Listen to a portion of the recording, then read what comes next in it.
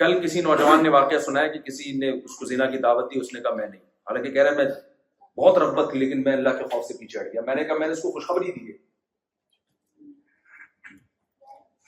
میں نے کہا انشاءاللہ یہ جو تم اس گناہ سے بچے ہو نا, جبکہ روک ٹوک والا کوئی بھی نہیں تھا. بعض دفعہ انسان اس لیے بچتا ہے کہ لوگ کیا کہیں گے, وہ خوف بھی نہیں. میں نے کہا تم جو بچ گئے انشاءاللہ اس کی برکتیں اللہ تمہیں تمہاری نسلوں میں انشاءاللہ دکھائے گا.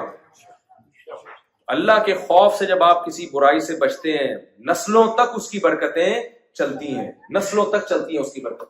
اپنی حرام خواہشات کو پورے کرنے والے مارکیٹ میں بہت ہیں, اپنی خواہشات کو اللہ کے لیے قربان کرنے والے مارکیٹ میں شارٹ ہیں. جو چیز مارکیٹ میں زیادہ ہوتی ہے اس کی ویلیو زیادہ ہوتی ہے, جو شارٹ ہوتی ہے اس کی ویلیو زیادہ ہوتی ہے.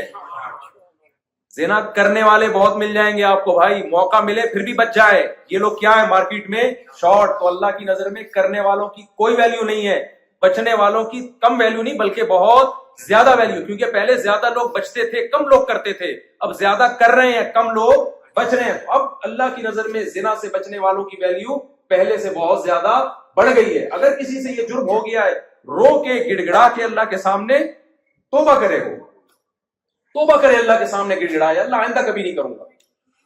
تو عزم کرتے ہو کہ نہیں کرتے؟